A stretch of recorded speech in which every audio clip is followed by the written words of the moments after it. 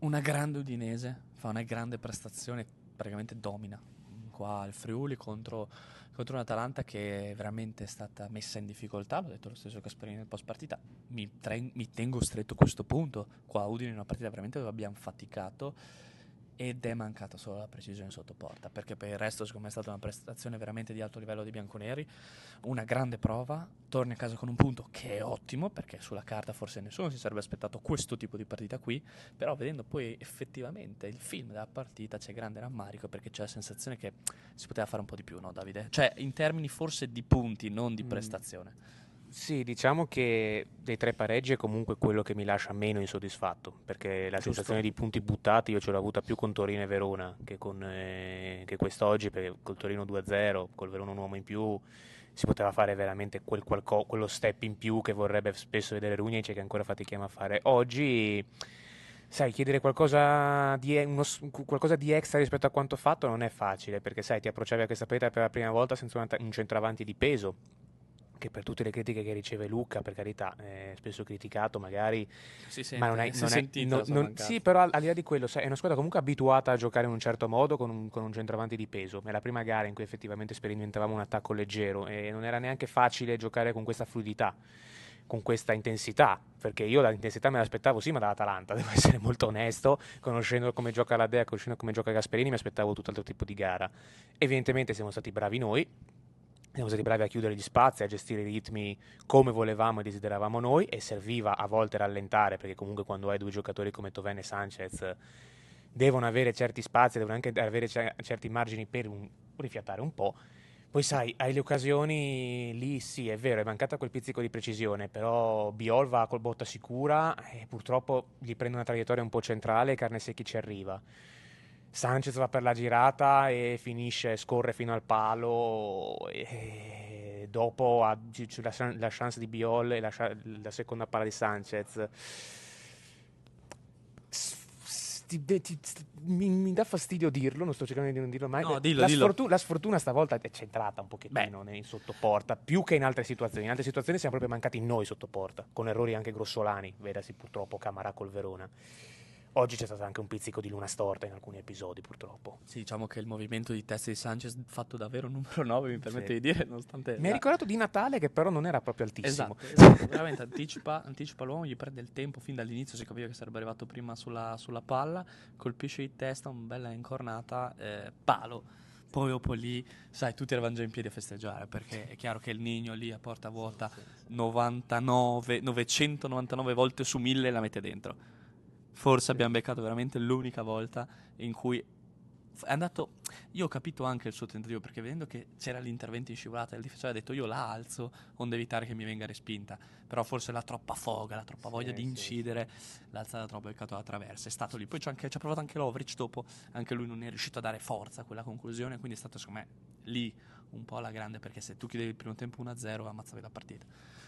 Probabilmente, visto per come era l'Atalanta, un pochettino dimessa, che ti dà quella sensazione, probabilmente, sai, è difficile sapere come avrebbe reagito dopo 1-0, però effettivamente forse più che reagire magari avrebbe accusato il colpo, perché un'Atalanta che è stata un po' in difficoltà, l'ha messo lo stesso Gasperini e anche Samardžić dopo la gara era un po' sorpreso dalla prestazione negativa della Dea. Invece non sono sorpreso dall'Udinese che ho visto, perché se è vero che abbiamo spesso criticato la difesa, questa volta credo gli vada fatto Bravo. un grandissimo applauso, e soprattutto non sono assolutamente sorpreso da Solé, che, abbiamo sempre detto, non è che sia la panacea di tutti i mali, ma questo è un giocatore che è il difensore probabilmente più forte che abbiamo, senza nulla No, no. togliere a Biol, ma anche oggi, alla prova del 9, contro uno degli attacchi più forti della Serie A, conduce il reparto, si fa dare la palla, si destreggia anche in interventi di una pericolosità inaudita nella propria area di rigore, ma gli riescono perfettamente con pulizia, quindi perché non farli? Alla fine, se sei efficace, l'importante è riuscire nell'intento. Quindi veramente continua a confermarsi un grande innesto, e secondo me, trovando un Solé che riesca a tenere questo ritmo, abbiamo dato una sistemata anche alla E difesa. paradossalmente sono aumentate anche la qualità delle prestazioni di Christensen e di Biol, no? Christensen dicevamo tanto, no? Magari un giocatore discontinuo, un giocatore che fa fatica ad alzare il livello della sua partita. Col Verona uno dei migliori in campo, con l'Atalanta uno dei migliori in campo. Secondo me, se io avessero dato a lui una Solé era uguale. Nulla da togliere a Solé, Mm. gran partita di Solé. Però ha tenuto Lookman, Non è uguale Ha tenuto perché Lookman. quel qualcosa in più che ha Solé rispetto a Christensen è la tranquillità e la pulizia con cui dà palla. No, quello è A vero. Christensen manca ancora quel Però dettaglio. con tutto Oggi rispetto per Pasalic e no, non Samardžić, l'hanno cioè, mai vista. aveva Lookman da marcare Sì, Christensen. sì. Cioè l'ha tenuto molto. Io Lookman non ha calciato in porta. No, ma nessuno dell'Atalanta ha calciato in L'Atalanta è porta stata tranne la peggior Samardžić in partita finale. dell'Atalanta di quest'anno, vedendo i dati, 3 tiri, expected goal, so che a te non piacciono queste cose, però sotto l'1, ok, c'è veramente una prestazione orribile l'Atalanta, anche dal punto di vista statistico. Detto questo, aumenta la prestazione di Christensen, aumenta la qualità, aumenta Bigliol che si sente più sicuro, anche in uscita palla, e l'abbiamo visto, cerca sempre la verticalizzazione per Casson, per Toven o per lo stesso Sanchez. È stata veramente una grande prova difensiva e penso che finché non passeremo, se mai passeremo a 4, questo sia un po' il terzetto titolare da qui alla fine della stagione, anche per connessione poi con i restanti giocatori del reparto. Perché Sole si trova bene con Camara, perché dopo Christensen con Ezibue comunque hanno capito che quando sale uno, quando l'altro invece si allarga, Christensen sa già che deve dare la palla, con lo stesso Lovric, quindi è una serie proprio di connessioni tra i vari giocatori che rendono secondo me questo terzetto al momento il terzetto titolare. Allora io ti chiedo, Davide, giudicami un po' la prestazione dei due esterni oggi, perché contro una squadra che fa degli esterni la sua arma forte, oggi entrambi hanno risposto presente. Camara secondo me è stato uno dei migliori, anzi se non forse. I due esterni, i duelli l'hanno vinto, quindi si prendono un voto alto, questo è inevitabile. Magari non ti rubano l'occhio perché inevitabilmente ad Udine, una volta che hai avuto come accoppiato Udogi Molina, tutti pensano a loro e non sono però tutti Udogi Molina, bisogna anche capire che giocatori hai. Calcolando il valore di Zibo e Camara, oggi fanno una grande partita, perché l'Atalanta sugli esterni praticamente non l'hai mai vista. L'unica pecca, ecco, che forse ti è mancata è che in un paio di circostanze Camara e De Zibue, volevo dire prima De Zibue e poi Camara, avevano quello spazio negli ultimi 30 metri per fare quel qualcosa in più. E lì siamo un pelino mancati, però stiamo facendo un discorso che da prestazione sontuosa diventava perfetta. Cioè veramente un discorso di dettaglio. E la pennellata Camara ce l'ha, lo sappiamo, l'abbiamo visto. Mette un bel pallone per Sanchez in mezzo, quello che per quella girata di testa, e che purtroppo avrebbe anche probabilmente gli spazi per farne qualcuno in più addirittura, per essere ancora più incisivo.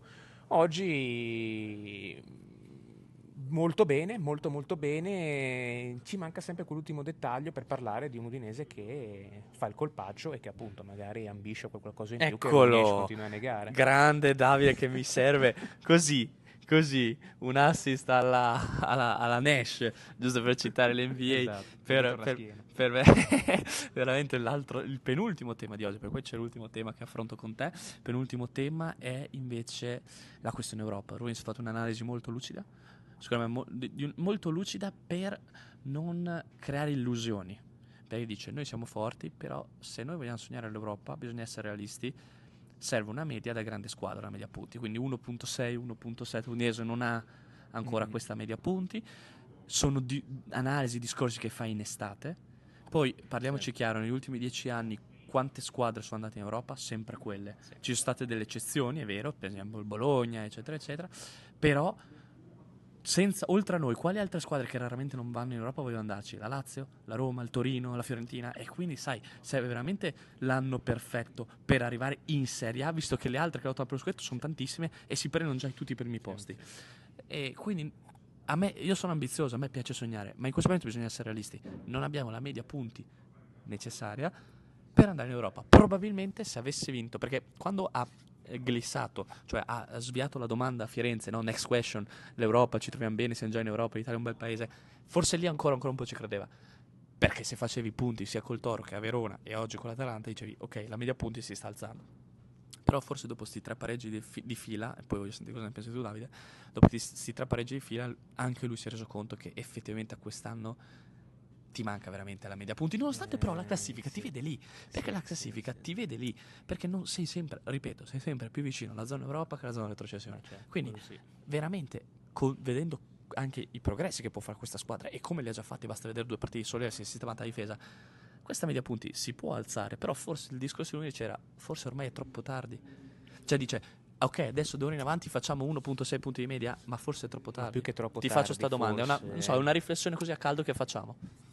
A media punti, alla fine, se ci pensi, non sei troppissimo distante. Effettivamente sarebbe mancati le 2 vittorie che hai buttato. Vincevi contro Torino e Verona. Queste 2. Però forse il discorso sull'estate sai qual è? Che lui comunque lavora a una tutt'altra difesa e non ce l'ha. Poi alla fine lavora su una difesa con Perez e Biol, alla fine gli resta solo Perez e deve aspettare fino a gennaio per avere Solé. Si ragiona per avere un Sanchez al 100%, adesso ce l'hai ed è al 40% dopo che è stato tutto il girone d'andata.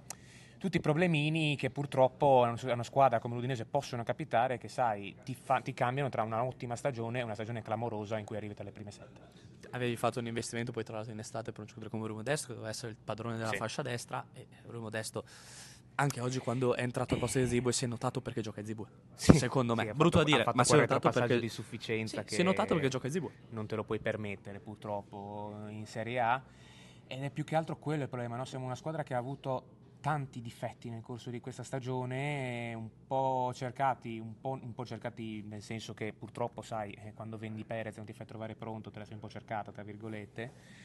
Hai avuto tutti questi problemi e in alcune situazioni che sei una squadra che deve ancora fare uno step lo si è visto, e quindi parlare di Europa quando hai 11 squadre per 7 o 8 posti a seconda di come vanno i ranking diventa un ragionamento complicato e spesso può anche sviare, spesso può anche distrarre questo ragionamento i giocatori, no? Perché sai, magari per fare un certo tipo di percorso di crescita devi essere concentrato al 110% e continuare a correre per il compagno.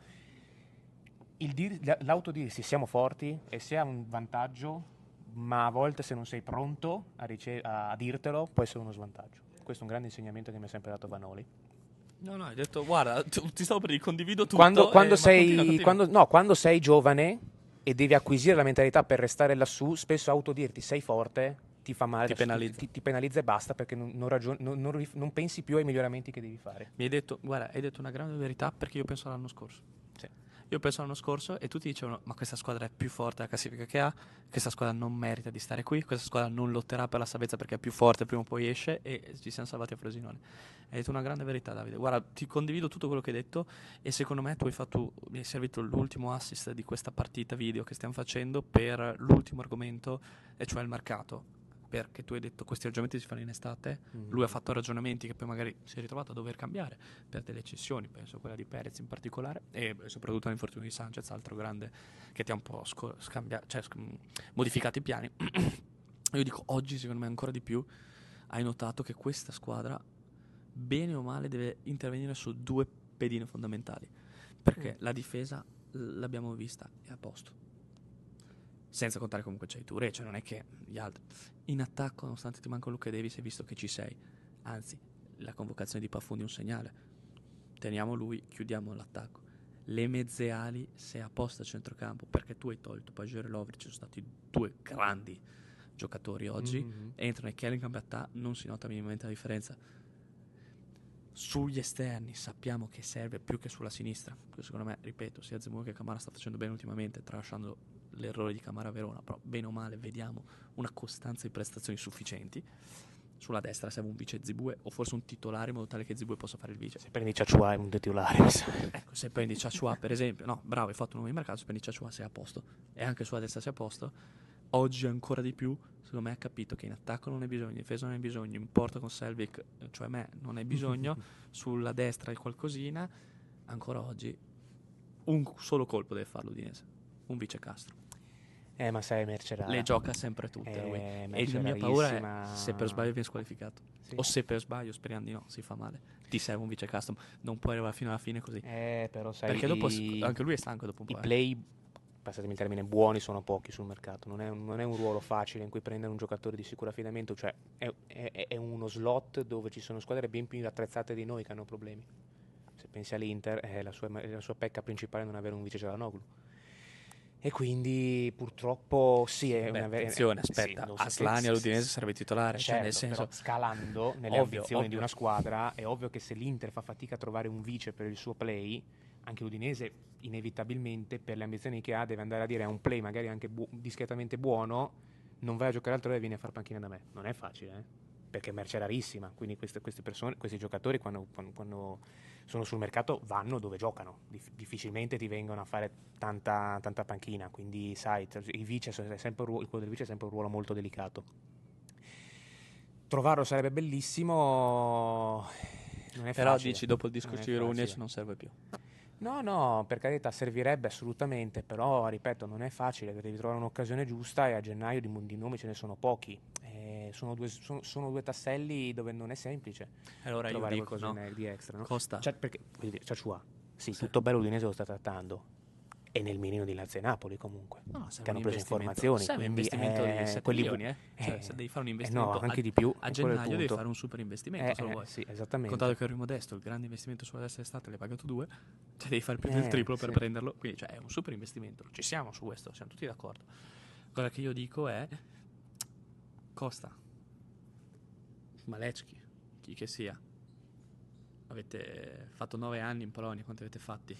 Prendete uno di quelli Pescate che sapete. uno da là. Avete già pescato A questo Castro. punto. Pescate uno di quelli che sia un po' meno meglio di Castro, ma che possa dargli ogni tanto un po' di rifiato. Perché veramente io ho una paura che quello lì ogni tanto, se quello dice stop per una volta, Deve farlo Toven, perché lo fa lui quando dice Castro. capisci? Capisci? Perché Zarraga, che è l'unico che secondo me poteva farlo, anche se alla peggio, ti dico, non è che c'è tutta questa necessità, perché alla peggio io vedrei anche Attà in quella posizione lì. Sì, Te lo dico. forse Molto forzato, perché secondo me, come diceva lo stesso giocatore, gli do ragione, è più una mezzala che un play, però alla peggio ci adegueremo così. Tutti i scorsi di mercato che faremo nelle prossime settimane a speciale calciomercato, faremo chiacchiere da bar per parlare invece ancora più a mente fredda di quello che sarà stato. Ringrazio Davide per aver fatto sta staccanovata, la definiamo così, con me oggi a Udinese Atalanta nel freddo gelido del Friuli, con un pareggio che è un punto che non è mai male, però adesso ci proietta a Como, dove Runi ci ha detto a Como sperimenterò qualcosa. Ti ricordi che aveva detto pre-Verona? Perché in effetti gli rientra Lucca. Oggi il Tridente ha detto vediamo in allenamento come rispondono i ragazzi. Chissà. Vi lasciamo con questa speranza. Un saluto a tutti.